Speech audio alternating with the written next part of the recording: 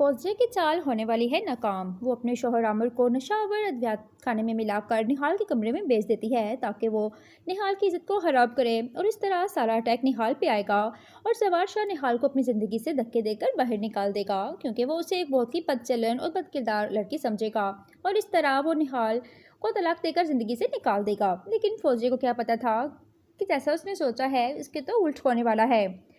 जब आमिर निहाल के कमरे में जाता है तो जवार शाह भी ऊपर से आ जाता है। वो आमिर के मुंह पे एक जोरदार थप्पड़ मार देता है और उसे कहता है कि तुम अच्छी तरह जानते हो कि निहाल मेरी इज्जत है, मेरी बीवी है, और तुमने मेरी इज्जत पे डाका डालने की कोशिश की है। मैं तुम्हें जिंदा नहीं छोड़ूंगा। आमिर को लेकर जवार शाह घर से बाहर चला जाता है और जाकर आमिर पे गन तान लेता है और उसे कहता है कि अगर तुम मेरी बहन फौजिया के शौहर ना होते तो मैं तुम्हें अभी इसी वक्त जान से मार देता, क्योंकि मैं खुद एक इंसाफ पसंद इंसान हूँ। ना मैं किसी के साथ नाइंसाफ़ी होने देता हूँ और ना ही किसी को करने की इजाज़त देता हूँ। ये तुम्हारे पास पहला और आखिरी चांस है। आज के बाद अगर तुमने किसी भी लड़की की तरफ आंख उठाकर देखा तो मैं तुम्हें ज़िंदा नहीं छोड़ूंगा।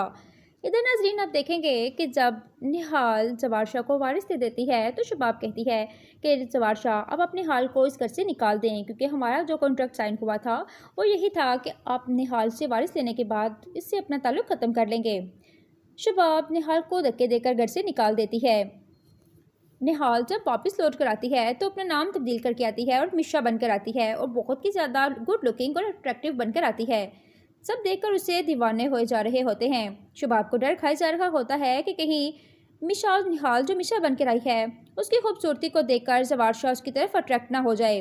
वो जवार शाह कहती है कि आप निहाल को तलाक देकर अपनी ज़िंदगी से निकाल दें। तो जवार शाह भी अब चूंकि मिशा से मोहब्बत करने लगा है वो कहता है कि ऐसा हरगिज़ नहीं हो सकता कि मैं आप मिशा को तलाक देकर अपनी ज़िंदगी से निकालूं, क्योंकि वो मेरी बीवी है और मेरे बच्चे की माँ है।